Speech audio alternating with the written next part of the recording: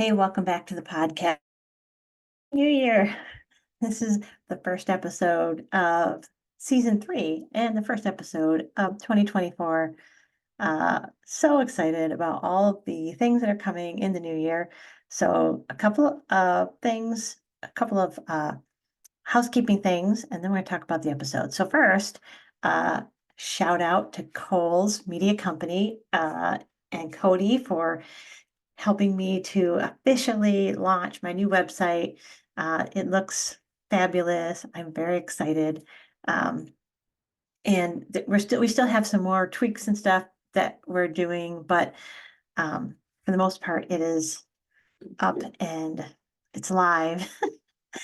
uh, so there is a page on there talking about the book and pre-ordering. You can't pre-order yet. So uh, hopefully by February 1st, I will have it all figured out how you can go about pre-ordering and all of that. So the page is there, and there's I think a little blurb about the book, but you can't pre-order it yet.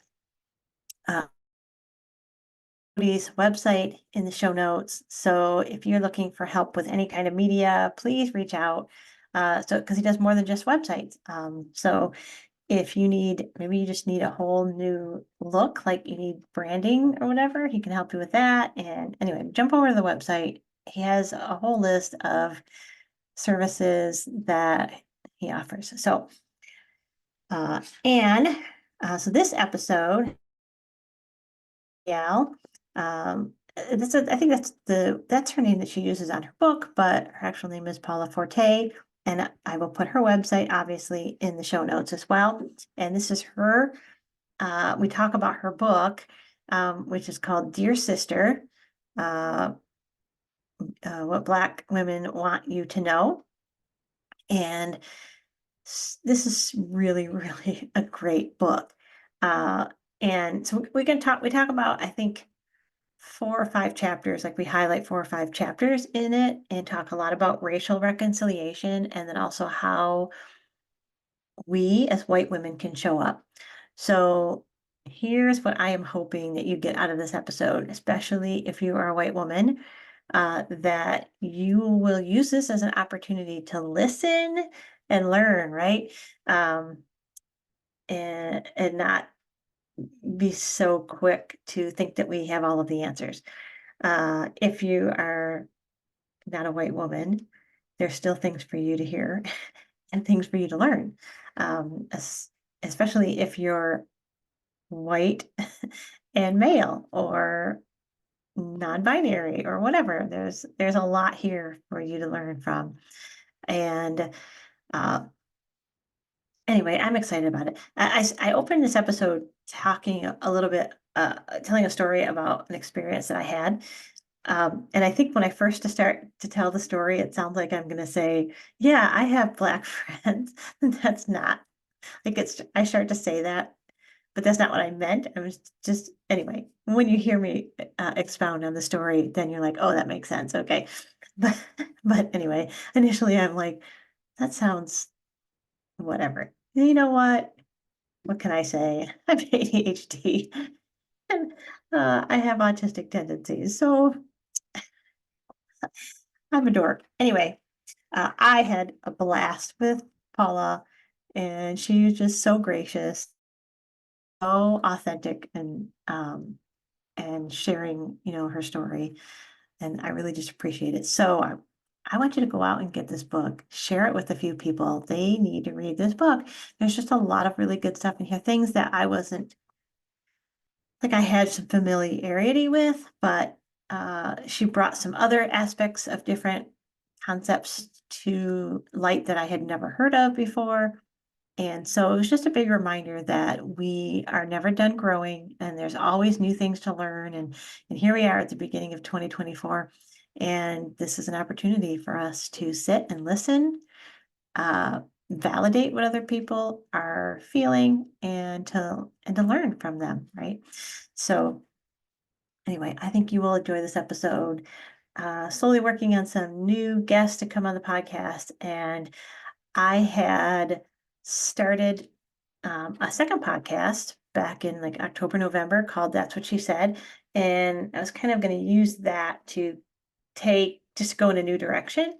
And then after um, just doing some brainstorming and thinking about it and some feedback, I decided to just take what I have right now. This is her story, and the podcast is just going to slowly morph over the next few months. So there's still going to be interviews, there's going to be solo episodes, but it's definitely going to expand in some different directions. And it's still going to be about faith and spirituality. It's still going to have Christianity at its roots, because even though I'm deconstructing, I still consider myself a follower of Jesus. And so, um, even if my expression of faith looks different in the days ahead, even if the way I practice spiritual disciplines looks different in the days ahead, and even if some of the authors I have on are not necessarily exclusively Christian, that's still going to be the foundation of this podcast. And I think this is a year for us to uh, expand our minds and understandings. So, anyway, enjoy the episode and the first of season 3.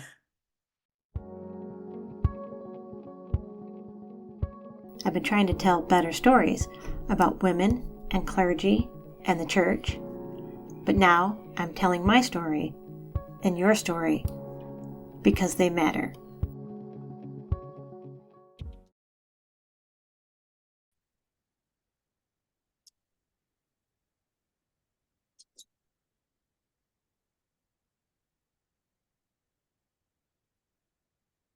You got it?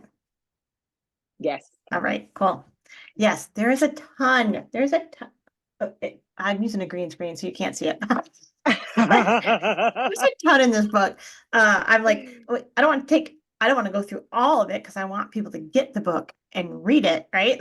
I hope they will. I hope they will. And I would hold it out, but I don't have a copy near me. So All right. Well, I'm gonna post it like in the show notes and stuff like that, and links and all that good stuff. But very good. but yeah, I do want to get into a couple things because like I have I'm working on my master's, and with my undergraduate work, I actually went through a program that was a cohort. So there were Yes. 23 of us, and only 2 of us were white. Obviously, I was one of In them your undergrad, in my undergrad, yeah. they And normally don't do that. Okay, that's different. yeah, it was like I had transferred into this other school to finish up. It was like an 18-month condensed. So we were taking like 6-week courses. It was specifically designed for working people, working adults. And so there were 23 of us. All of us were women except for one man, and Wow. me and the one man were white. And so everybody else was black. And Wow. it was such a rich experience to just be with these women for 18 months and Yeah. hear their stories, and like some of them were just like some of them broke my heart, but they were just so open and honest as we were Mm-hmm. going through this coursework together. Uh-huh. And so it enlightened me to a lot of things that I think other white women don't have that experience of, right? Got it. So when I picked up your book, I'm like, well, I was curious to see how much more my eyes would be open. And there was still quite a bit of stuff in there. I'm like, oh, I didn't know about Wow. I didn't know about, so Wow. yeah, so I'm like really excited and want to encourage women to read this book. I am glad that it was an additional learning tool. It's so I think one of the scariest things about being an author is, am I writing something that people already know? Like, is it contributing to the world, or is it just, echo chamber? And so I'm excited to hear you say that. Yeah, I think so. I imagine there'll be some who uh, are immersed in probably more diverse communities that, maybe they're like, yes, yes, they'll be nodding along with the book. Um, Uh-huh. so I think it'll be a good reminder for them. But I think there's plenty of women out there who are like me, who I have some knowledge because I have, well, I mean, I'm just outside of Detroit, so Okay. like 3 miles outside the city limits. So like even my neighborhood is fairly diverse. So it's, and we have a lot of um, Arabic and Asian families. Like, so we're in particular just a diverse area, but I know there's a lot of people who just don't have that experience. Anyway, but I want to start before the book. Can we do that? Okay, yeah, let's start Okay, before the book. okay. Let's start before the book. So I'm here for it. so let's talk about how did you every I think every denomination and every person really has a different experience, but how did you know that God was calling you into ministry? Like how did this happen that you ended up here in this role of ministry? Yeah. Yeah. So I grew up in church. I gave my life to Jesus at 5 years old. And my mother will tell people I'm the first person she is the first person I led to Christ. So my mother got saved a few years after I did. And since then, so I grew up following Jesus. By all means, that does not mean I grew up sheltered or I grew up perfect or I grew up all the things. That just means that I was very aware of God's activity in my life from a very young age. And with that, I started leading in ministry at 8. I'm from a background where liturgical dance is a really big thing, and I started choreographing for adult worship teams at 8 years old. So so I always knew church would be a big part of my life, that leadership in ministry would be a big part of my life. I did not think I was going into professional ministry until I was actually out of seminary. I wound up in seminary by accident. I went through a very messy church situation in about 2006. It was a very, very difficult church situation. And because I had already been through several things, when you are a young person leading in adult spaces, you see adult things. And so I had already been through a series of situations with the church. And in 2006, I just decided I was done. I was like, God, you and your people, like you can have it. And I was already working on a master's in juvenile justice and statistics. I wanted to go into juvenile justice lobbying. I was on a career track, and God just kind of used that to disturb me and disturb that track. I walked away from the church from a whopping 6 weeks. I was like, I'm out of here. And then 6 weeks later, I was like, God, what are you gonna do with me? So, so it was kind of like this. I don't think so.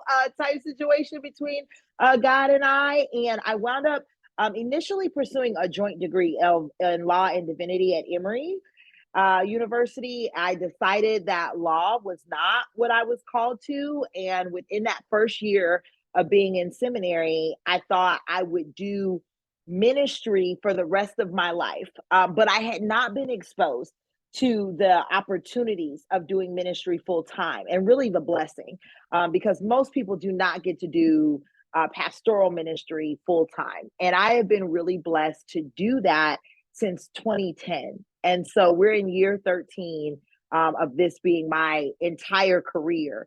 But when I graduated from seminary, I continued in next gen ministry. So we had movement ministry for 20 years, really. And then youth ministry overlapped with that and next gen. So serving in kid and student ministry, I still, as part of my role as the associate pastor, oversee the direction of our kid and student ministries. And so now we're about 25 years into that. And so now doing ministry as an associate pastor, as a woman in leadership, racial reconciliation. And so it's just been one evolution, if you will, of God using me to lead in spaces so that other people can experience his love for them. So it's been a great journey thus far. Wow, that's exciting. Now I know you teach. Do you also preach where you're at? I do. I do. Cool. I do. Yeah. I preach regularly where I'm at. I also travel quite a bit. doing itinerant preaching. And so that's been a blessing as well. Oh, that's awesome. Yeah. And so you're doing reconciliation. So you're associate pastor. Did you say your main role right now is reconciliation? No, it's just no. My main role as associate pastor is to oversee the execution of the mission and vision of our church, Gotcha. whatever that means in the moment. Right. So I hear that. it is definitely a utility player position. When I started it 3 years ago, I was not overseeing Next Gen. Next Gen needed some additional support and expertise, so now I am overseeing Next Gen. So it evolves, but yeah, I serve as the number two to oversee the execution of our mission and vision. That's cool. And you're non-denominational, is that right? Or are you? Yes. Yeah. Yeah. Okay. I'm at a non-denominational multi-site church in Charlotte, North Carolina. I'm at one of our campuses, and where we have a large diverse population. Statistically, they say if you are at 20%, not like if 20% of your congregation is different than the majority of whatever that majority is, you're diverse. Well, Oh. we're at 50, 51, 49. Oh, holy cow. So, That's awesome. so our campus is very diverse within a congregation that is 6 campuses. Wow, that is awesome. Yeah. Uh, yeah, there's diversity, but that's like legitimate diversity. I would love to see we are that. we are really blessed. We really, really are. Oh my word, I'd love to see that on boards, on church boards. Oh my word. Um, I'd just be excited at this point if we had 50% men and women. But Well, I'm also really blessed because my campus pastor is African American male. And then of course I'm an associate pastor, ordained woman that I preach regularly. In the fourth quarter of the year, I preach 3 times between nice. October and the end of December of 2023. So that's a lot. For if you ask another associate pastor where preaching is not their main job, that's quite a bit. That's quite abnormal. So that's a blessing. Our discipleship pastor is an ordained woman. We have another pastor that attends our campus. That's a woman. Our staff has a Latino on it. We have a woman from Flavia. And then we have African Americans on there. We have a white person on. So yeah, the diversity just is off the charts, which is a blessing. Yeah. So obviously you're in North Carolina. So Duke University is kind of in your backyard. But Yeah. what was it? What was the catalyst for you saying, you know what, I want to get because you're doing the DMin track, right? Doctor of Ministry. I am. So what was the I catalyst to am. be like, yeah, I'm going to do this? Because Yeah, you have three at home, right? I do. Well, I have 3 young adults. Yeah. Okay. Adults. I have twin girls that are 22, and the baby is 20, just turned 20 on the 19th. All December babies. But really, it just came down to I knew that I needed to position myself to be able to teach and educate and pour into the next generation of pastors. But I also knew I was called to the local church. PhD work wasn't for me. I will serve in the academy as is room to walk alongside the pastoral ministry that God has primarily called me to. So the DMin was the fit for me. Duke was the fit for me because of their Center for Theological Reconciliation. And so I was excited and still am excited to do work there. They have a rich history at Duke Divinity in regards to race relations and gender equality, and so I was excited to be at Duke. Yeah, and you're in the same are you in the same track as Stephanie? We're in the same cohort.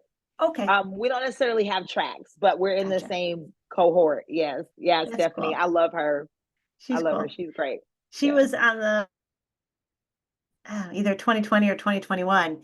And so I saw her hanging out with you and I'm like, wait, what? Who is this lady? I want to get to know this lady.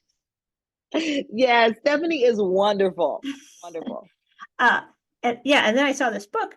So the book obviously came was right at this, was it at like the same time you started the demon track, or is it like A how? year after. Okay. After a year after. So I have been working in reconciliation spaces for the last several years. With through Next Gen as well as on my own through my church, Forest Hill. Through I facilitate for an organization called Arabon. So racial reconciliation as part of reconciliation, God has just leaned more and more into that. And even as I look back over my own journey, I see the importance of reconciliation between God's people. I see where division has been so instrumental, not just in hurting the local church and the universal church, but even hurting how people experience God outside of faith. And so, excuse me. And so reconciliation has just been this thing that's kind of bubbled up in me over time. I believe God uses the totality of our lives to impact the kingdom. And so this season, I'm leaning heavily into reconciliation. And this book deals with racial reconciliation between women. So, but the book was published about a year after being at Duke. Okay. Um, and you now there's I didn't look to see how many chapters there are. There's like what, 10, 15 chapters in here? There's 10. There's 10 10. chapters. Okay. Yeah. And uh there's a couple, there's like five of them I kind of want to hit if we can, if we have the Okay. time to hit Yeah, them all. let's Um, do it.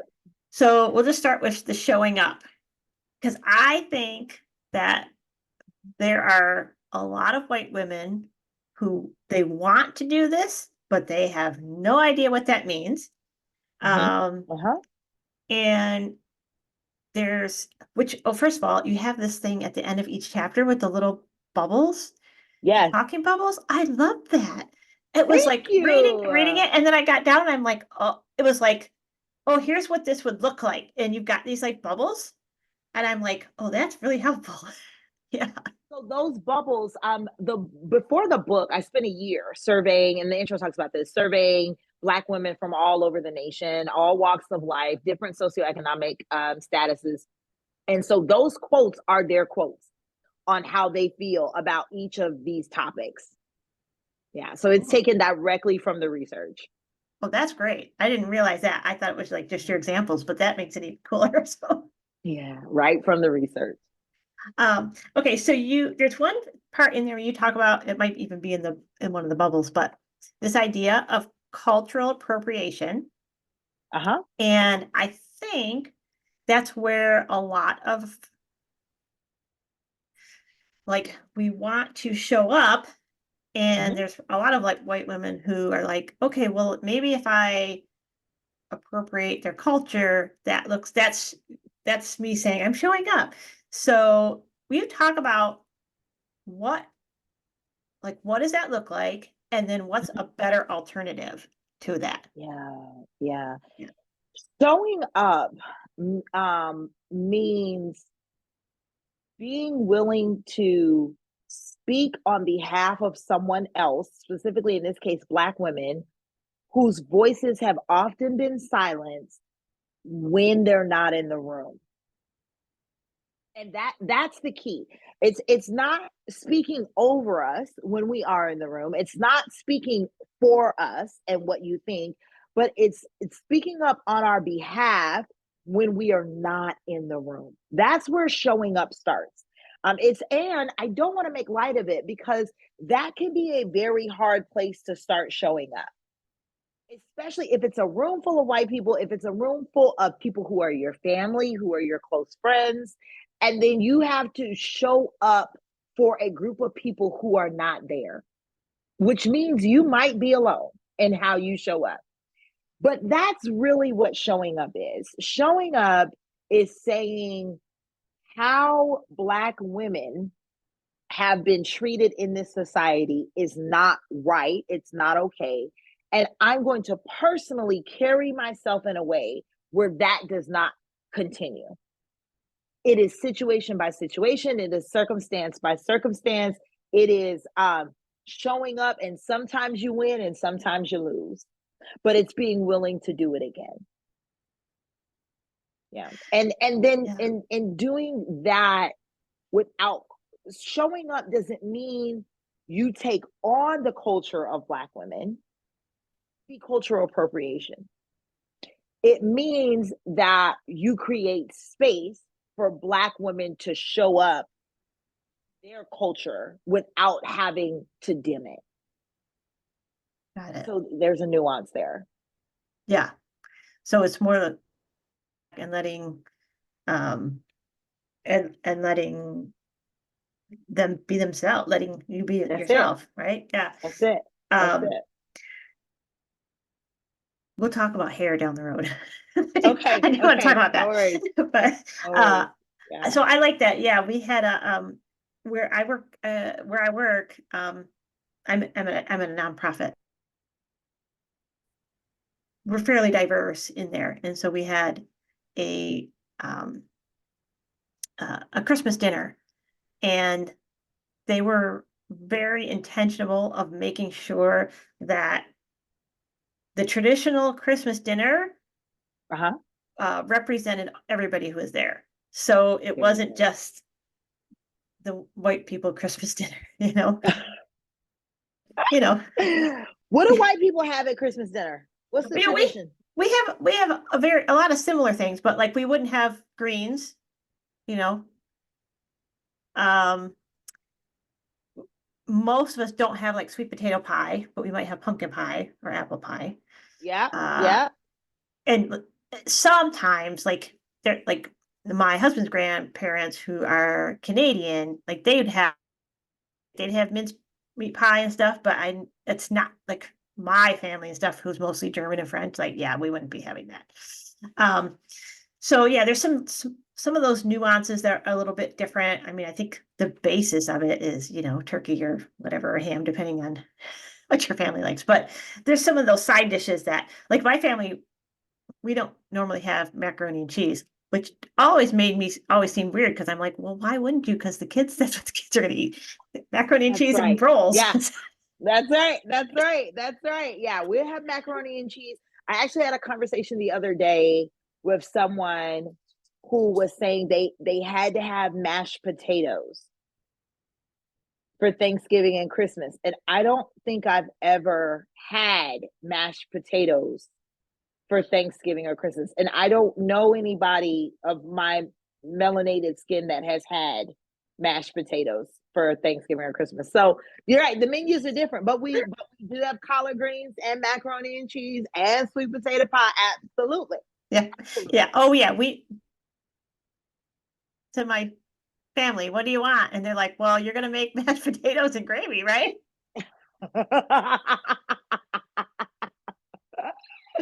That's funny. That's That's all funny. they care about. So yeah, I think that is it's it's when they're not in the room, like which makes sense, right? You want them to be able to speak for themselves. If they're in the room, they should be able to speak for themselves. That's right. Um, and there's been times where I've like I've kind of given them a look like it's okay if you need to speak up. Mm, I got your back, like kind of a thing. But I don't want to speak yes. because I don't want to speak up for them. But yeah, when they're not in the room, when you're not in the room, I mean, we need, especially, I mean, for women all together, we need to be doing that. But definitely, uh, for yeah, Yeah. yeah, Yeah. because we can be tempted to get all excited and talk over. Right. Right. And that's the thing with in order to speak um as our authentic self, it has to be a safe space, and that's proven over time. So let me say that. Also saying, well, we want to hear from you may not be helpful because we may not be ready to speak. If the space has not been proven safe, we may have made our choice that we're not going to speak, that we have nothing to say. And trust is something that is earned. It's not something that is automatically given, and it is not something that can be demanded. So showing up might just look like space, giving space and earning that relational capital, earning that trust. Showing up is doing work outside of the room. Showing up is what you read. Showing up is what you watch. Showing up is refusing to watch things that perpetuate stereotypes that you know are not are not true, right? But if it perpetuates a stereotype, Hollywood keeps putting those things out because somebody's watching it, right? And so that's what showing up looks like. Showing up might mean we say this a lot amongst sisters, showing up means voting for what benefits all women versus what benefits like the traditional white legislation. So showing up also happens in the voting booth.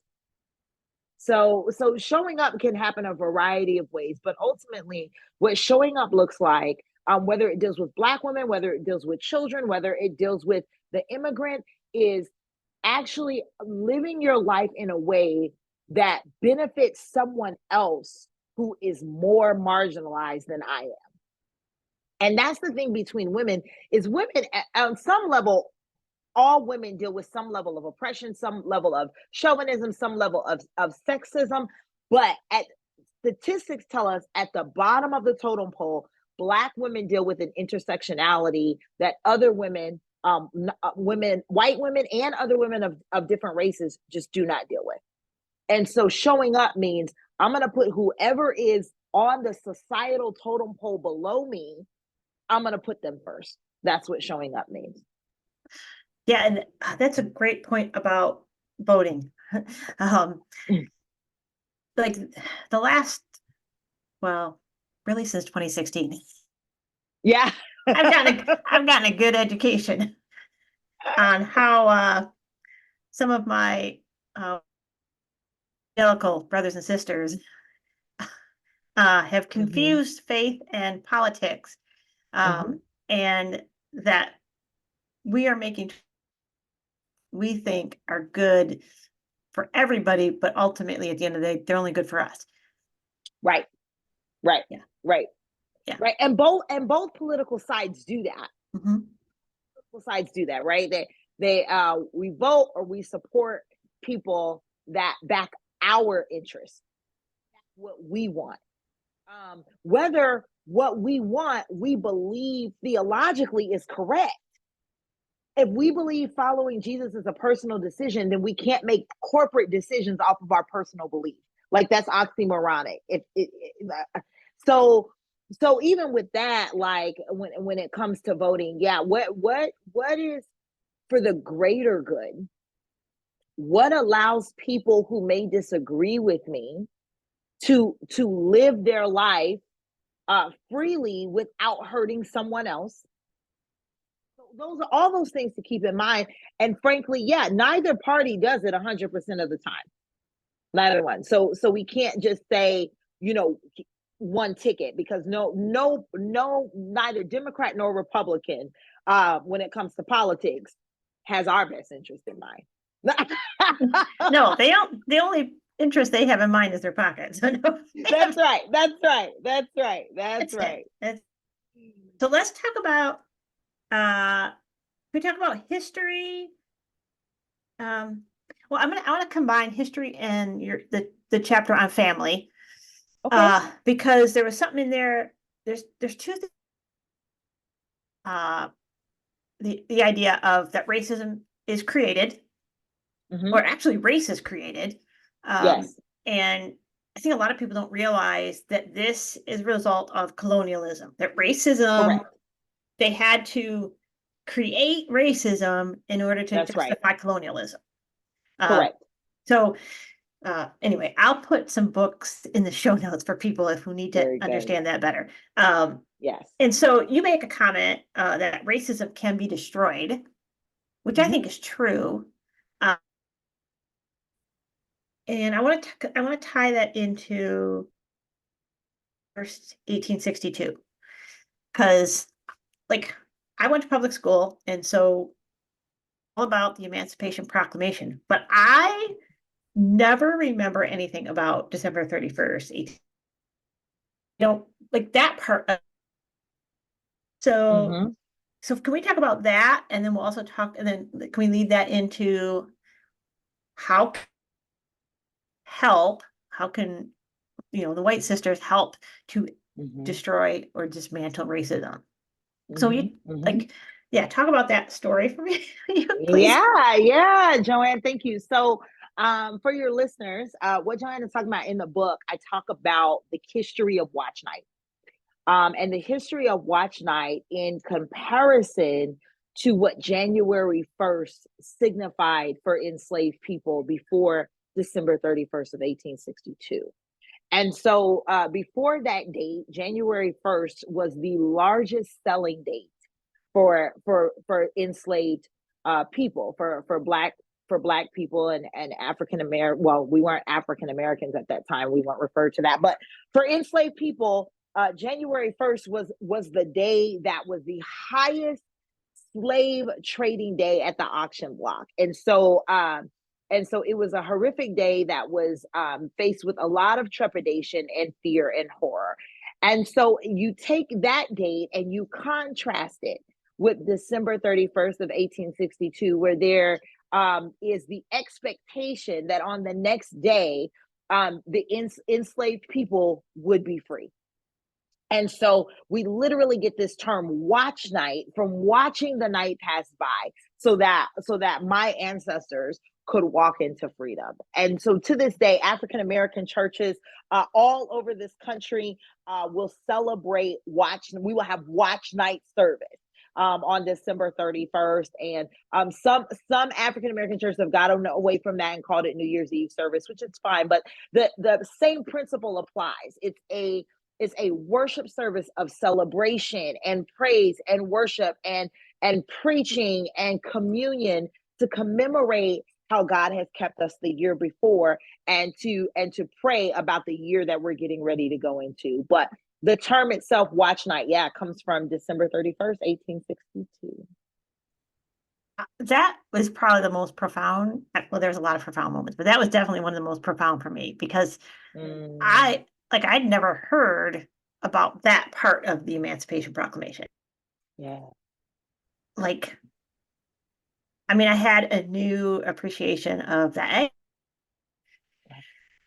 Wow. Your children are going to be taken from you. That like, oh Yeah. man, Yeah. yeah. Yeah.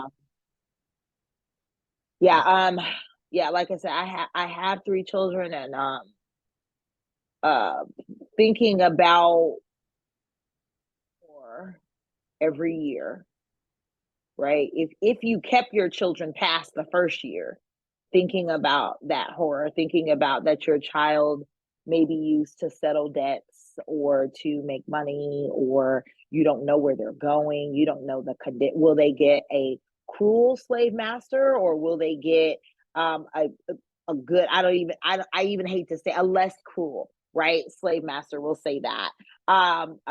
Yeah.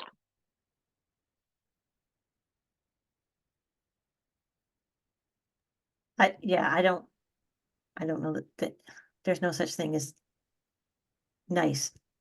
Right. Right, right. You can't even say that, right? You can't even say they were good. Yeah, that makes me want to throw up. But I yeah, know. I've heard some of my white brothers and sisters say, "Well, some of them were nice." I'm like, no, like no, there is nothing nice no. about owning people. It's just not There's nice. nothing nice. There's nothing nice about it. There's nothing good about it. There's nothing healthy about it. There's nothing about um black people finding faith because of slavery. All of that. That like there we have to understand there were African kings and queens, Mhm. right? There's engineering, like the pyramids. That's engineering and architecture, right? That's Egypt, which is Africa. Like it is disheartening. It is disconcerting. It is a disillusionment, and I'll just make up a word. It's delusional to think that slavery somehow humanized people of African descent.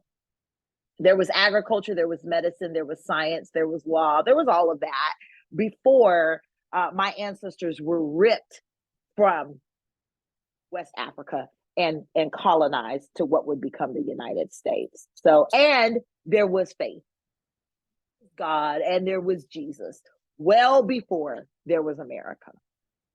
Right? Yeah. Yeah. Yeah. Almost 2,000 years. Almost 2,000 years worth of Jesus before there was America. Go figure. Go figure. So you make this comment about racism being destroyed. So how can we help to tear that apart, to dismantle it? So racism, in order for something to be destroyed, the first step is acknowledging that it exists. So the first step is getting rid of this idea of I don't see color. One of the most damaging statements to say, and even worse yet, to feel like you embody that. Because to say you don't see color means that there's something wrong with seeing that we're different.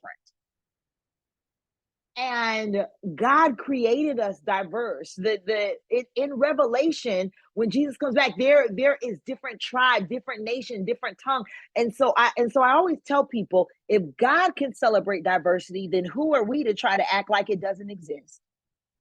So the first thing is to acknowledge that we are all created differently and all created in the image of God, and to be willing to see and celebrate that difference.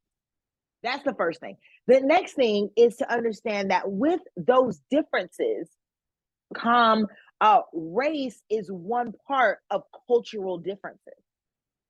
People within the same race also have different cultures. I believe I talk about that in the book, like depending on where you grew up geographically, right? Black people are very different from the South to the West. And so then you go from race to culture, and really broadening our perspective to understand that different is not bad. Different is not bad unless it hurts someone who is on the receiving end. That's the only time different is bad, is if it hurts someone on the receiving end. So if my dialect is different than yours, that doesn't make it bad. It makes it different, right? If I wear my hair in a way that you can or can't, and we'll get to hair, that doesn't make it bad. It makes it different. My curls are not unprofessional because your hair is straight. And so body types, all of these things that were part of the construction of race, and body types, hair, dialect, all of that is part of the construction of race. And so from the construction of race, we get racism. In order to dismantle racism, we have to understand that the differences amongst races or cultures of people are not inherently bad. They are just different. And you don't have to like them to say they can be different. Some things that I'm not eating. I'm sorry. It's not on my palate. I don't do it. Okay. That some of my white brothers and sisters, y'all might think is great. There's a running joke on social media regarding seasoning, right? If you watch cooking videos, we talk about people of color, we put a little bit more seasoning on our stuff traditionally, right? And so these differences are not bad. They're different, and they're things we should celebrate amongst each other.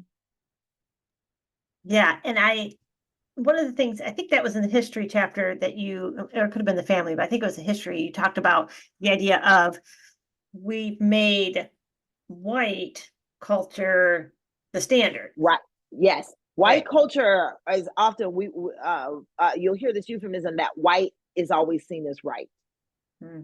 And so you make it the standard. Standards get established by people who are in power. And so for the first 200 years that the fabric of what would become America was being laid, Black people were not in power. So you have 200 years of a culture that has been set on the basis of separation, demonization. 200 years. Like, we have been unequal longer than we've been equal. Wow. Yeah. People say, get over what? There hasn't even been an equal amount of time. What are you talking about? Right? And so you have 200 years of groundwork of dissension, 200 years of a foundation of division, 200 years of a power differential that cannot be dealt with like haphazardly. It has to be dealt with as forcefully as it was enacted, because it wasn't enacted haphazardly, enacted forcefully, and so it won't be undone haphazardly. Yeah. Oh, that's a lot, and that's a lot to take in, but that's good. Like, it's good stuff. It's gonna Good. people Thank chewing you. on this. Well, maybe they'll listen to this episode a couple of times and buy several Yeah, books. So very good, maybe very good. uh, I so I want to okay. I want to talk about hair. Can we talk about hair for a We minute? can, Okay. we can. Uh, which first of all, and you talk about in the chapter on the hair about people touching your hair, and like I've heard some other people say that before, and that just I'm like, I just don't get that. That is just weird. That's just creepy. My husband very curly red hair. Okay, And of course we were born in the 70s, we're Gen X, and so he okay, had a red afro in okay, the okay. 70s. And he would, every time his mom would take him out, people would touch his hair. And he's just he started calling people dum dums. And he was like, 3. And he'd just be like dum dum. And I don't want people touching my hair. I don't want people touching me without Mm-mm, asking at all, period. mm-mm. At And all. I know, right? Yeah. Like, people come up and touch your belly when you're pregnant? I'm like, why? That is the same rule. You don't do it. Yeah, yeah. I'm with you. I'm with you.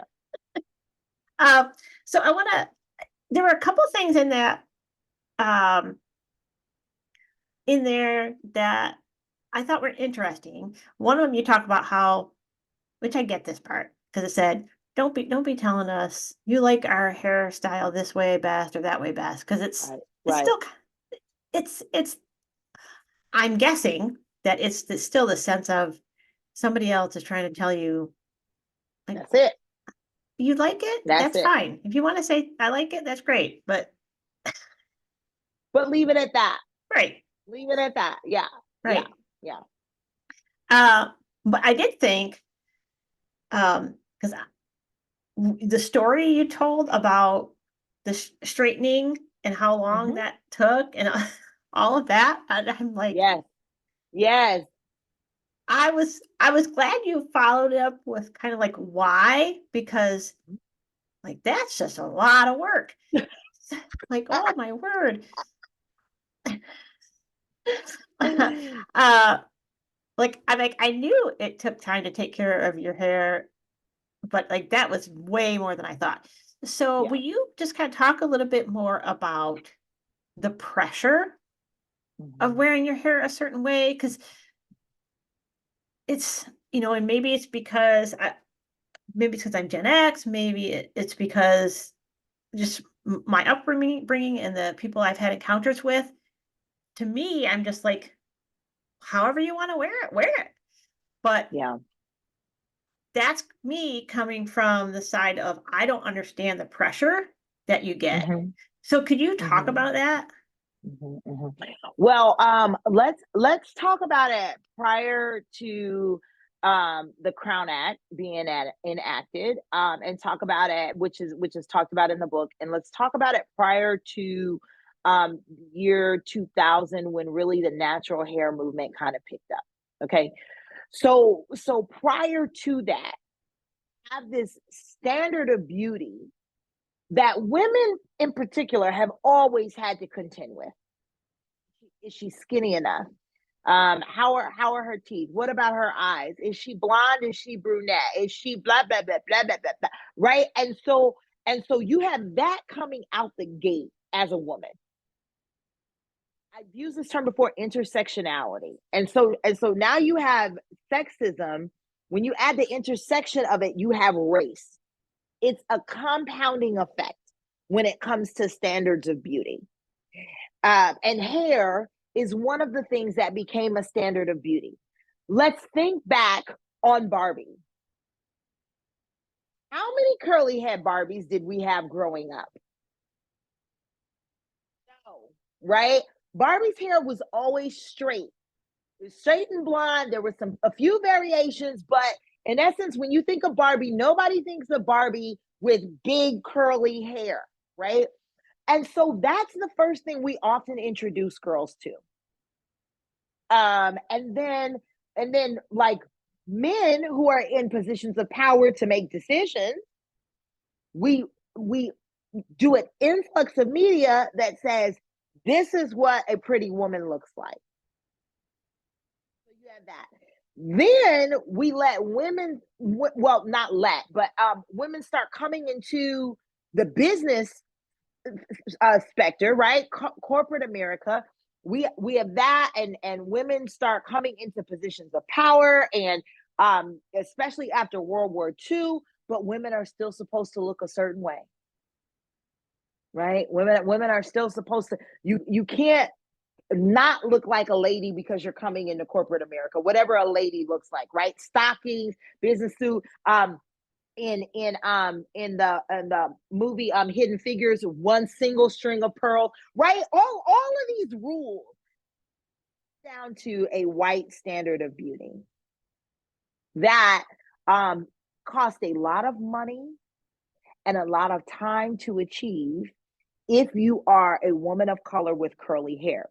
Now I give that caveat because every woman of color does not have curly hair, although the majority of us do, right? DNA is a thing. So, but every woman of color does not have curly hair, the same way every white woman doesn't have straight hair.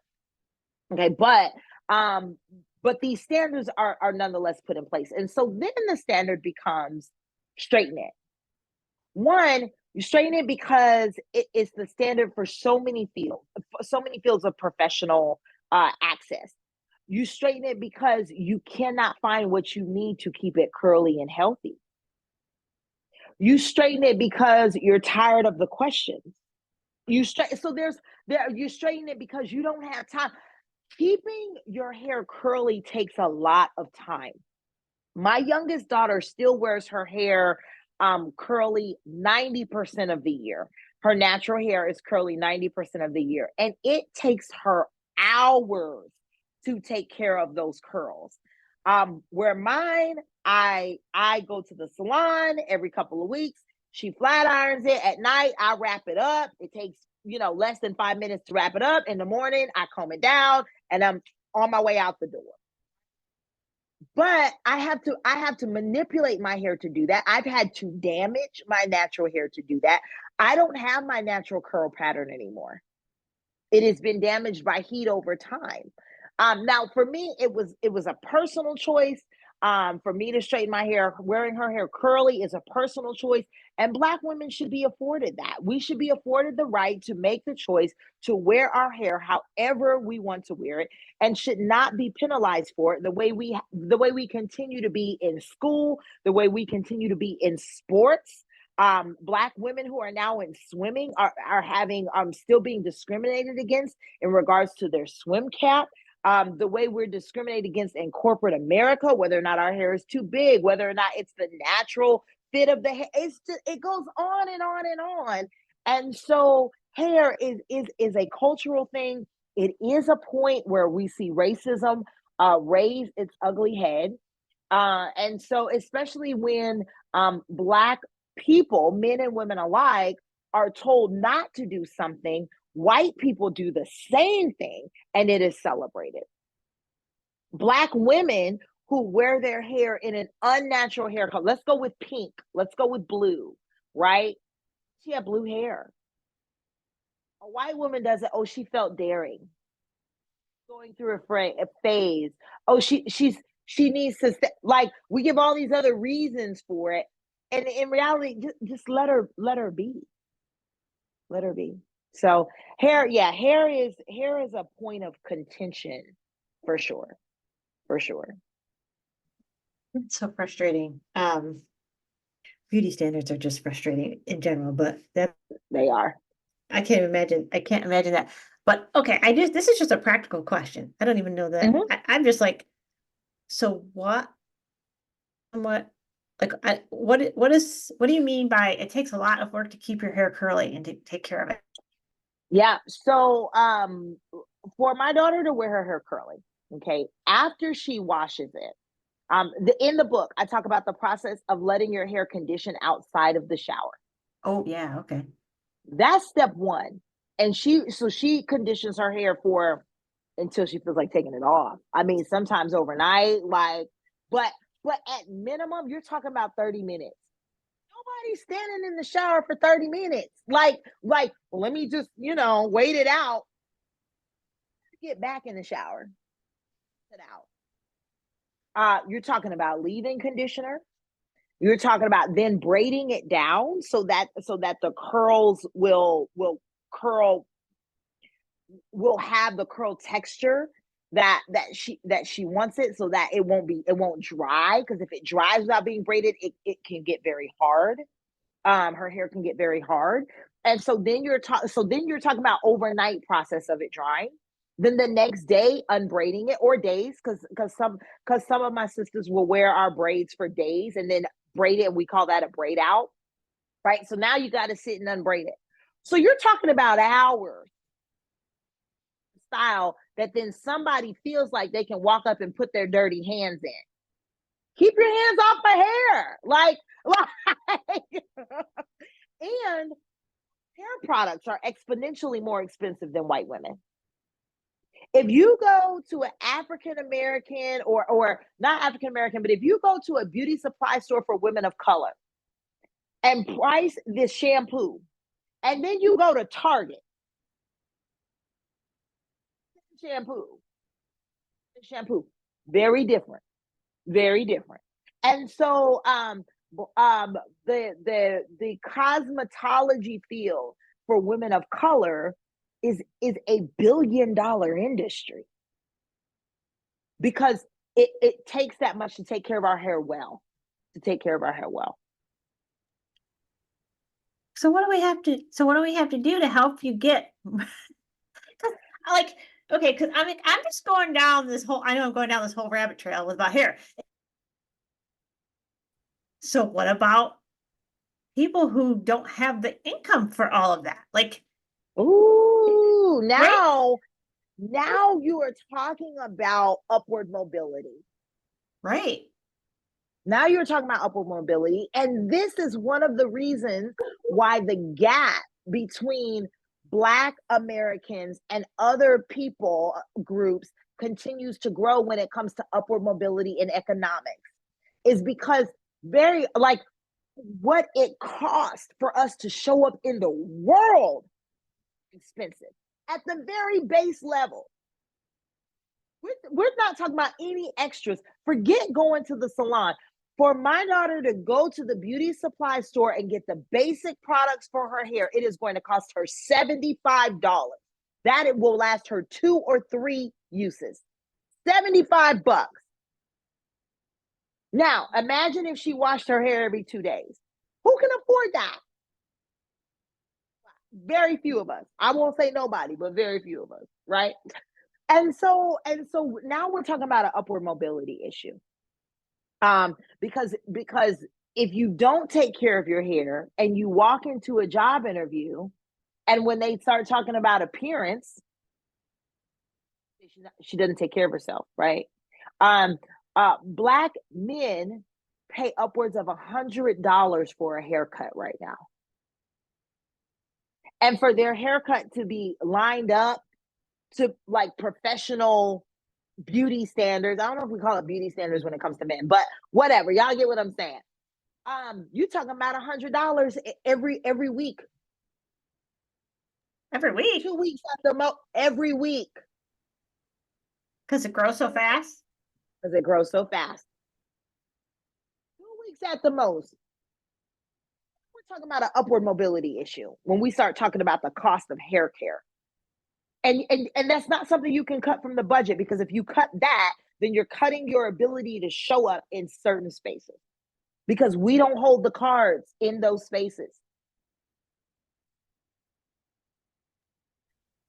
Okay, so now I want to open a salon. Now I want to open a salon and find a way to get Yeah, I don't inexpensive know how to hair. do it. I don't know how to do it. I don't know how to do it, but I mean, I to cut the price, but it is a real thing. It is a real thing. And so what I can tell you this, for those women who work in HR, those women who work in positions of decision making and power, for those women who have the authority to judge someone, to judge, especially a person of color's professionalism, what they make, all that based on their appearance, we got to do some research first. It can't be, I think their hair doesn't look, because you don't have the framework to make that decision. I sat in an interview. It was a panel interview, and I think I do talk about this in the book. It was a panel interview, and one of the people on the panel was white, and the person we were interviewing was an African American young lady, and gave her all high marks until we got to her appearance, and then she put the lowest mark possible. And I said, why? She had on a polo. She had on a business jacket. She had on slacks, and she had on flat loafers. What about her appearance was unprofessional? Her hair. She said her hair looked like it hadn't been combed. Now, her hair had been combed. I knew that because I'm a Black woman, and she would have known that if she had taken the initiative to educate herself. Her hair had been combed, but it was what we call a twist out. And so her natural curls, it was her very natural curl. It wasn't manipulated with perm product or rods. It was her natural curls. And she marked her unprofessional because of that. Wow. Yeah. Okay. Now I know that you said in the book, don't ask women if they wear wigs, which is, I totally get that. That is also creepy. Yes. Yes. But you will have no idea how many have asked me if I have on a weave. Is it my hair? I'm like, that's not your business. Like, if it's mine and it grew out of my scalp, it's mine. If it's mine and I paid for it, it's mine. It's mine. Yeah. Yeah. But the reason I bring that up is because is that a cheaper option or no? What? A wig. Wigs for. It depends. Okay. Yeah, it depends. It depends on the quality of the hair. Obviously I am stuck on the price right now. I'm like, well, I grew up with with a single mom. So it was my mom and my sister and I. And so like I remember when it was that time, you know, and we're buying feminine products for 3 people. That's right. And there were times where like, well, do we buy feminine products or food? I guess we're eating pot pies. We're eating banquet pot pies this week because we have to have this. Right. And so that's what I guess, like, that is, you're telling me about the prices of that makes me think about that, and how that's right. We've got to find a way to help women who are trying to, like, the idea of upward mobility. That's right. And this is a realistic thing. And that's right. I mean, I guess it just gets into the whole poverty thing and why people stay stuck. Because yeah. When you having to make that choice, it's real. It's real. Yeah. Now, when I was in grad school with 3 girls, who for a short period of time, they were not going to the salon. Thank God I have a really good friend whose mother owns a salon, and she started taking them. And so and we're still really good friends today. And her mom for years did their hair for free, like, because I didn't have that kind of time. I was a single mother, I was in grad school, and you're talking about all day on a Saturday, right? So on a Saturday for 8 to 10 hours, I need to be working and studying. Instead, I'm doing hair. I can't put her in the bathtub and do like this with Johnson and Johnson and then take a cup and pour it out and brush it and tell her to go to bed. It doesn't work like that. So yeah, it's a thing. But we love, let me say this, even with all of that, we love our hair. And we love our tresses, and we can do things that other cultures cannot do. And with our hair, and most of us will take it. Most of us will take it. Well, that's awesome. Okay, let's talk about, are you still good? You still good on time? I'm still good. Okay. So I figure we'll talk about this last thing, and then after this, if there's anything I left out that you like, I really want people to know this, then we'll talk about that. Is that good? Okay, that's great. So let's talk about microaggressions. Ooh. I know that could be a whole hour, right? All the bombs and grenades today, didn't you? Okay, all right. Because I like this word, like I think this word, especially in the white culture, is thrown around, and most of us have absolutely no idea what it means or what it looks like. Now, I am also a pastor in the evangelical church. Yes. And so I have experienced my fair share of microaggressions in the side of patriarchy, which you do talk about. You make that comment of our experience with patriarchy is different. Yes. So can we talk about microaggressions?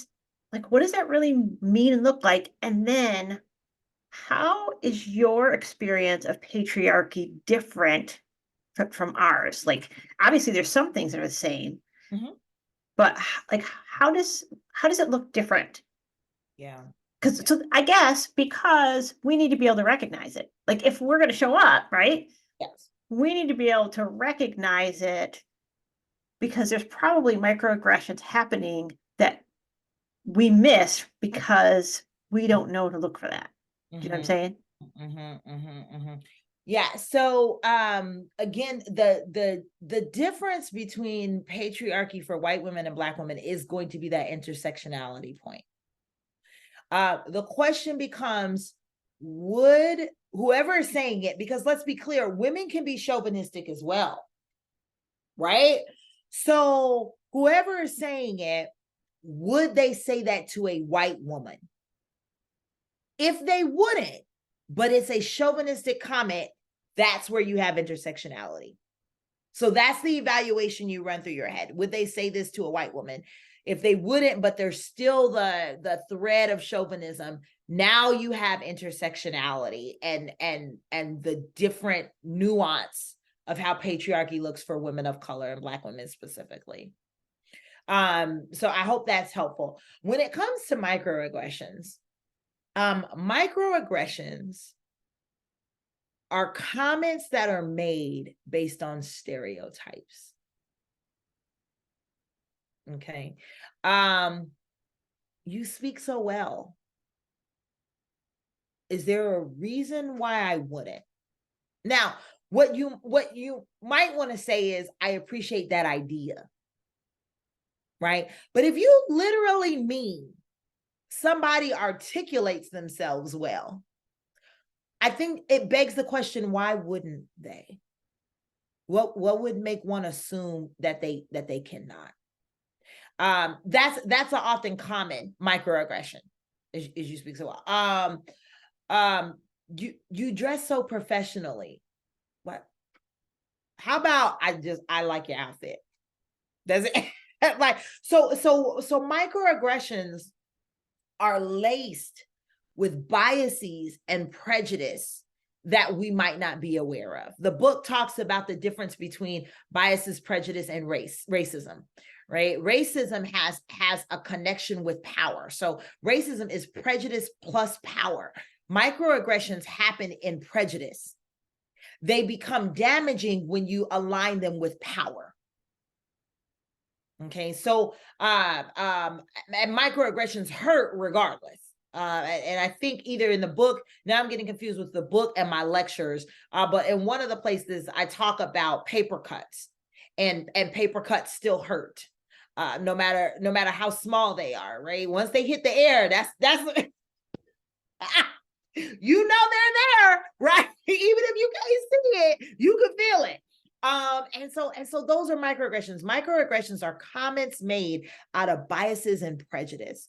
Would you make that comment to somebody who looks just like you? If not, why are you making that comment to somebody who doesn't? That is a great measurement to say if you issued a microaggression against someone. That's a good point. Yeah, death by paper cuts. I think you actually do talk about that in the book. And I appreciate that. I think that is very clarifying what you said at the beginning about if you wouldn't say it to a white woman, then that is patriarchy plus racism. That's right. And then the microaggression sense. Yeah, I can see how the connected with stereotypes. Mm-hmm. That makes it makes it easier to see. It is. I think it's still going ourselves to see it. Yes. But as we start to pay attention to those comments that are made, then we can speak up and say something. Here's one about hair that just needs a little tweak, right? Because we all have biases. Mm-hmm. We all have them. If you walk up to a Black woman that normally wears her hair curly or in braids, one day she has her hair straight, and you say, I like your hair like that. I like your hair today. Number one, we know what that means. Even if the person issuing the comment is not aware enough to know what that means, we know what it means, especially if you've never said it before. And then you add today or like that. That is bias and prejudice at play. That is a microaggression at play. Because what you have just told me is you don't like my hair the other days. Now, you don't have to say it every day. You're entitled to like somebody's hair, not like somebody's hair. But the tweak is, I like your hair. It's a small tweak that says, I like their hair straight. That doesn't mean they have to like their hair straight. And they're allowed to like their hair however they want to like it. So those type of nuances come into play that when you've lived in Black skin all your life, you recognize them. When other people who have not don't recognize them. But we all can learn to recognize them and pay more attention. Yeah. By reading things like Dear Sister. Right? Reading Dear Sister. And there are, man, I've got a situation at work right now where I'm like, I know that there's a person, I gotta be careful in case somebody listens to it. This is this podcast who gives some of the other employees a more difficult time than others. And I see it. And I'm very they have one thing in common. They all tend to be Black. And I'm like, how do I address this? Because it's very obvious to me. They realize that they're racist, but I notice it. Right. Like, and now how do I show up and be like, I mean, and some of it is I can say, whoa, I think you're being kind of harsh with so and so. but really the bigger issue is it's not just so-and-so, Right. it's because so-and-so is Black, right? Right. And I think those are some of the ways that we're trying to figure out how do we go there? And like I might not be able to be the person who can go there because of I don't have the influence, right? Um, And that's important to know. yeah. That's important to know. What I'm about to say is controversial. Okay, that's fine. Some people will agree with me, some people won't. I happen to believe it is impossible to influence a room that you've been kicked out of. What that means is sometimes we have to say and do things slower or a little bit more around the corner than we would like to do. Right? But I believe the Bible tells us to be wise as serpents and harmless as doves. And you cannot cultivate change being harmful. What makes the difference between somebody who cuts for healing and cuts for injury is they know how to precisely cut so it will heal. And in this work, we have to educate ourselves enough, not just on history and on current social events and on culture, but who we're speaking with. We have to be sensitive enough. We have to be emotionally intelligent enough to know if we cut right here, one, will it heal? And will we be around to heal it? It is not helpful in this fight for everyone who has an eye and an ear for social justice to get themselves kicked out the room. Because then you just have a room full of people who are chauvinistic, sexist, racist, bouncing chauvinistic, sexist, and racist ideas off each other. You right? Somebody's got to stay in the room. Somebody's got to be smart enough to turn the dial in such a way where they may not even hear it or see it being turned until they look up and they're like, how did that happen? Now I'm giving away my secrets. So now I'm giving away my secrets. But yeah, and like I said, that can be a pretty controversial statement. As controversial as, MLK and Malcolm X, which route you gonna pick? Right. Well, I'm gonna have to chew on that for a little bit. That's good. That's deep. I'm like, I have to chew on it like, okay, what does that look like in my own life, Yeah. Yeah. Okay, well, stuff. I have to have you back on and really dig into it even more, but I have enjoyed this conversation so much. I really have. Thank you for having me. And I know it took some finagling with scheduling and travel, and then we hit holiday and all the things, but I have enjoyed this conversation so much. Thank you for having me, Joanne. it's been really cool. Okay, one last thing. Is there Okay. anything that you're like, before we leave this conversation, this I want the listeners to know? Is there just like, yeah. I hope that this conversation was helpful for those of you who have listened, and thank you so much for tuning in. Two, I hope you get the book. Dear Sister, There's Something Black Women Want You to Know. You can get it on my website. If you get it from my website, it does come autographed with some other goodies, but you can also get it on anywhere books are sold. Barnes and Noble, Target, Amazon, it's everywhere, which is great. But if you get the book, and I hope you do, I want you to hear from the author that this book was written to draw women together by challenging the nuances that keep us apart.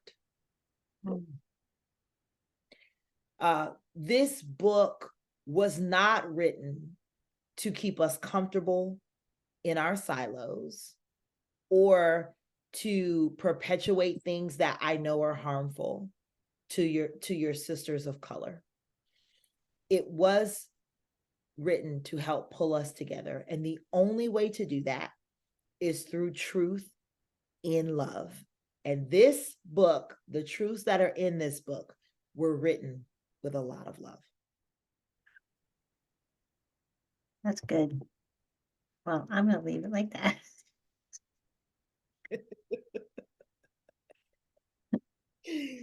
Thank you for having me. Oh, thanks so much.